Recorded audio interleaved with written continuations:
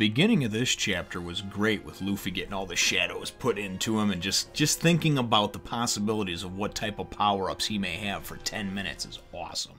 One Piece, Chapter 476, Nightmare Luffy. This just keeps getting better and better, boy, I tell you. Well, hello, my brothers and sisters and shadowless ones of the Nerd Nation. I, as always, am Jim, and I'm here to bring you another review on the awesome and shadow revolutionary tale of One Piece. Now, following the events of the last chapter where we just kind of had everybody getting the shit kicked out of them by oars, nothing really was working, let's put it that way, and there was a bunch of, like, narrow escapes for our Straw Hat crew, and a few of them, you know, definitely at a couple points, a couple of junctures in the chapter looked like they weren't going to make it. Now, things wound up ending off, though, with Luffy, who's still lost out in the forest, running into the Risky Brothers, and they were part of Lola the Proposer's crew. And so anyway, so they wind up going in, that's how the chapter ended off. They said that they got some, you know, something they can share with Luffy to help defeat Moria. So that's where things left off, and they pick up right there. And actually the first few pages are very interesting and just very kind of thought-provoking when you think about it. The amount of attention to detail that goes into just some of the ideas and thoughts and just some of the things that Oda has and the way he's able to flesh them out and explain them so they just sound legit. They just sound right, you know, they sound so right. And this is one of them. So they wind up talking about how, you know, well, first of all, we wind up actually meeting Lola the Proposer, right, who's proposed 4,443 times or 4,300, something like that. And you can see why she's been rejected every time. I would not fuck her with a stolen dick. And that's saying a lot, because it probably wouldn't take much for me. Anyway, but she definitely is not winning any beauty pageants, let's put it that way, and apparently she proposes and gets turned down. But everybody, she immediately proposes to Luffy. He says no. You know, she's marry me, and he goes no. So, anyway, but what they wind up explaining to her, though, is that they've all been there for a few years now. Obviously, their shadows were taken by Moria, this and that. They've been there for 3 years now. And they've never seen just kind of the hell that's broken loose here in Thriller Bark like what Luffy and the Straw Hats have put on him. You know, he's defeated as the Mysterious Three, and half the buildings are destroyed and this and that. There's a chance, right? But the whole idea is that the sun's coming out. There's maybe 20 minutes left before the sun's going to come up. So they wind up going and talking to Luffy. They tell him that Moria is in Or's stomach and that that's where the fight is right now. Your friends are fighting him. And Luffy goes to take off, and they're like, all right, hold on a second. Let me give you the condensed version. Let me just give you the meat and potatoes, right? This is what you need to know. And they go in there holding on to his shadow, and it reminds me of like Peter Pan when he lost his shadow. And so a couple of the crew members are holding on to his shadow, and they go and they jam it into Luffy. They're like, here's a shadow that we got from, so they figured out about the salt, you know, putting in the salt, shadow escapes. They jam this thing into Luffy, and they're like, what the, okay, you know, and they're like, can you stay conscious? And he's like, yeah.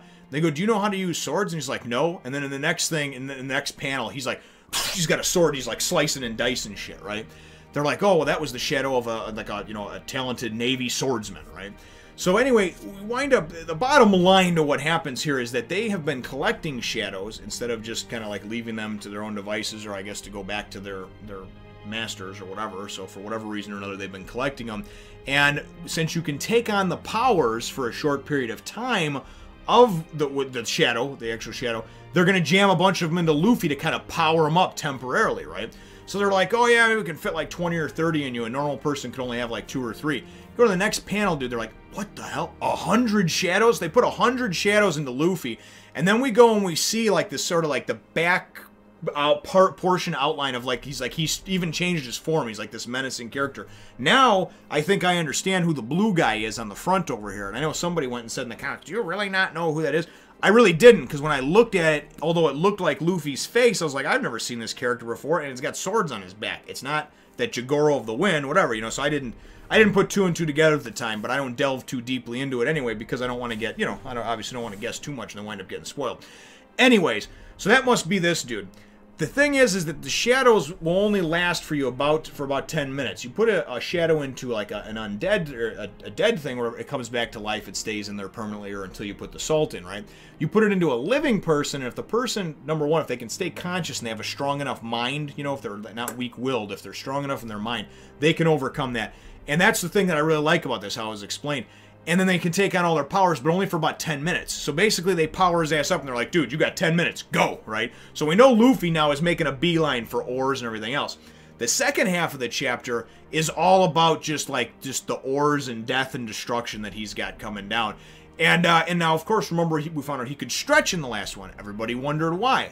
We find out very quickly from Moria inside his stomach that Moria is actually it's the Shadow Revolution. He's actually able to manipulate the Shadow, and whatever way he manipulates the Shadow to be, the actual body that it's inside of has to go and mimic that, right? So instead of being normally the body makes a movement and the shadow just follows along, because we all know a shadow is just something that's cast based on the reflection of light, right? And based on where the light source is and everything like that is how long or how short the shadow is. We all know that, right? But in here, it's neat because with the Shadow Revolution technique, the body actually follows the shadow, you know? So he's able to stretch him out and do all these gum moves or whatever, and Or's body has no choice but to stretch out and do it. So anyway, so as, you know, different people are attacking this and that, we wind up getting Brook goes, and he's like, listen, we're going to do this. I got a plan. We're going to do this. I'm going to be helpful, right? And they're like, are you sure it's certain death and blah, blah, blah, you know? And Nami's like, whatever, man. I'm in if that's what you want to do, you know? And so what Nami winds up doing is they go and they take him and they pull Brook back in the slingshot, right? And Chopper winds up pulling him back and firing him like an arrow straight at Oars, right? Now, Oars already dodged Frankie coming at him, but they wind up going and she uses a climb attack, Nami does, and winds up lighting his ass up, so he's actually like this lightning arrow that winds up going and piercing through Or's shoulder, knocks him back temporarily, and at least is able to stun him and give them an opening to attack, right? So anyway, Brook is jammed in the wall on the other side, and Oars winds up turning around and giving him a gum battle axe, right? And he's going to try to finish him off because his whole deal is, after the demonstration, Moria winds up demonstrating about the Shadow Revolution. He actually rolls it up into a ball, and then Oars has to roll up into a ball, and he's like, "Come on, master, let me fight," you know. And he's like, "All right, fine, I'll just assist from now on. Sorry, I took the reins from you, so to speak." Anyways, so the point being with that is that, you know, when Moria sees that he needs to have some assistance or he wants to do something like that with a stretch move, he does. So they're trying to just go and systematically just kill each Straw Hat, but every time they go to get to one of them or injure one severely or whatever, another one rises up to take his place. Usopp starts distracting him with some of his stars, his bolo stars, whatever winds up coming at him. Oars is going to go after him now. He goes to do the gum, and his arm doesn't stretch out.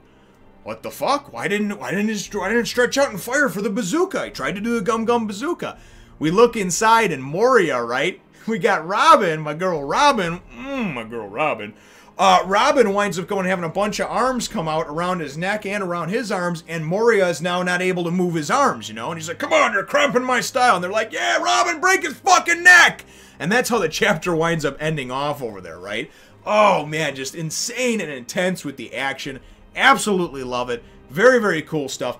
My chapter question for you, though, brothers and sisters, is what are your thoughts on the whole explanation of the Shadow Revolution and just the whole, you know, the whole thing that Oda obviously dreamed up or came up with, right? Maybe over lunch, maybe in a dream, maybe while he's taking a shit one day, I don't know. But the whole thing about, you know, with Shadows being able to actually go and take one out of, you know, like save one from one of these, it was put in one of the dead corpses, and actually be able to hold on to it and then jam it into a living human being, but you only get 10 minutes to be powered up, but you get all their powers, you know? And we know, too, even though we just saw the kind of outline of it, that Luffy is obviously, even his body's changed and everything, and now this dude's got the powers and moves of 100 different people on top of his already badass moves. So, such a thought-provoking and just really cool way to explain Luffy getting powered up, temporarily at least, to take out, you know, obviously Moria and hopefully Oars. So, anyway, let me know what your thoughts are on that in the comments down below. Feel free to hit the thumbs up, the like button if you should think that I deserve it,